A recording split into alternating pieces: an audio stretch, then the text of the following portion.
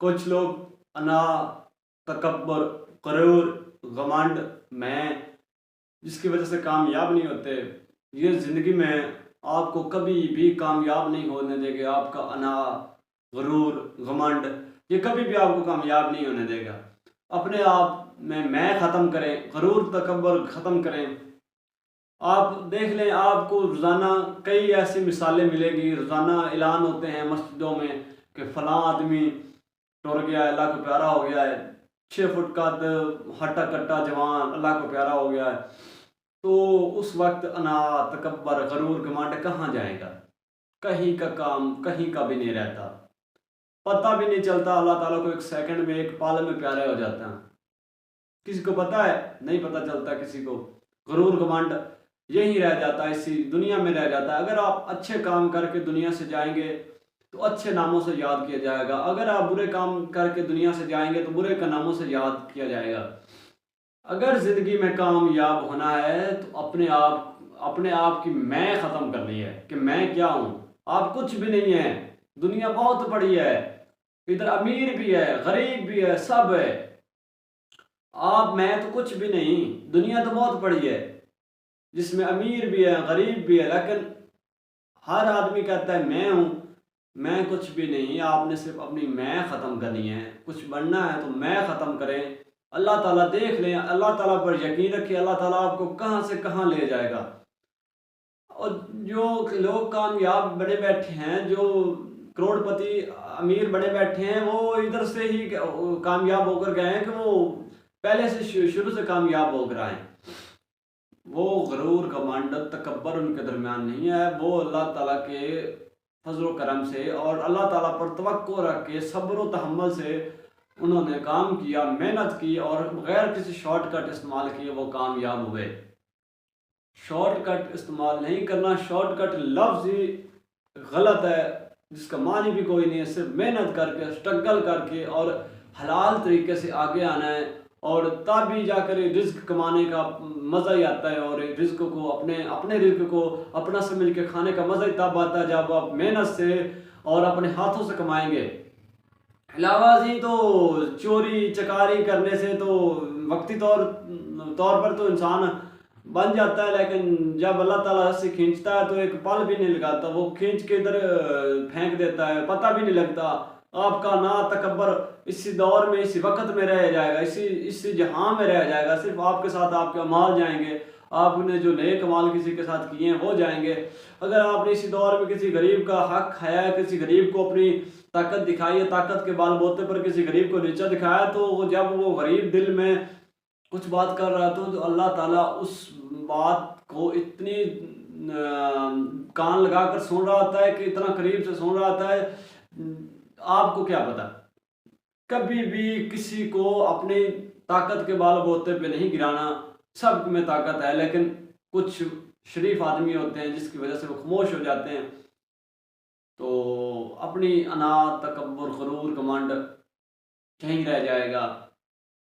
एक दफ़ा का जिक्र है कि एक बादशाह को 4 घोड़े सन।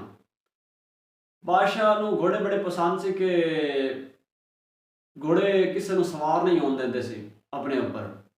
बादशाह ਨੂੰ 4 घोड़े बड़े पसंद सी।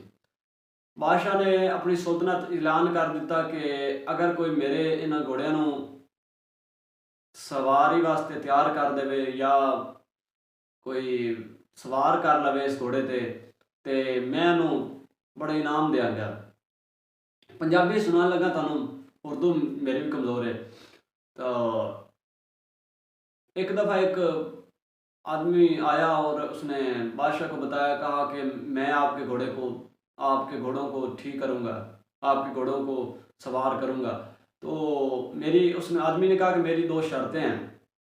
बादशाह ने बोला, जब इतनी मुश्किल कर रहा है तो 2 शर्तें भी मान लेते हैं। तो बादशाह ने पूछा आपकी शर्तें क्या है? तो उस आदमी ने कहा कि मेरी 2 शर्तें ये है कि मुझे एक अलहदा इनके लिए अस्तबल चाहिए जिसमें घोड़े हों और मैं हूँ, और मुझे 1 साल का वक़्त भी चाहिए। दूसरी शर्त कि मुझे 1 साल का वक़्त चाहिए।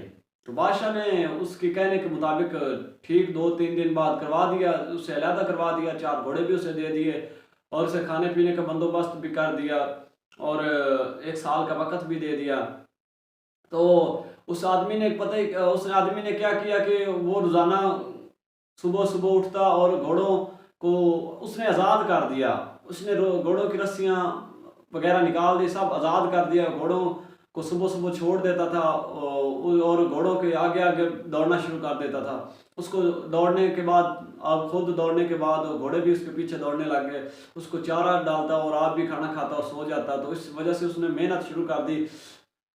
तो ये वो थोड़ा आस्ता आस्ता उसके घोड़े उसके पीछे पीछे भागने लग गए, दौड़ने शुरू करके।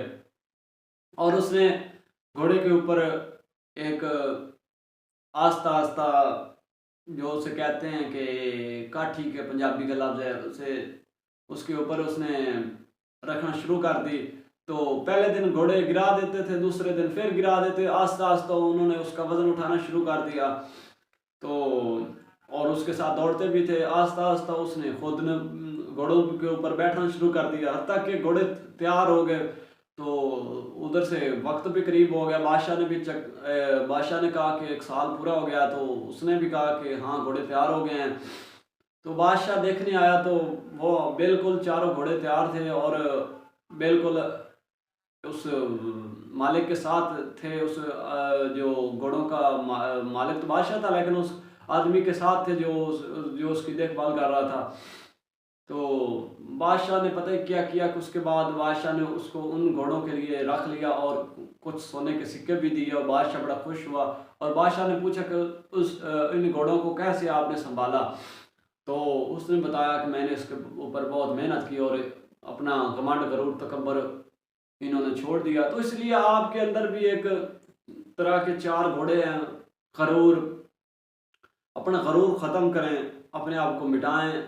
तकब्बर, आपके अंदर तकब्बर है, उसको ख़त्म करें। दूसरा घोड़ा और सब्र तहम्मुल से अपने अंदर अपने आप को मिटाएं, अपने अंदर मैं मिटाएं। तो आपको कोई भी कामयाब होने से नहीं रोक सकता।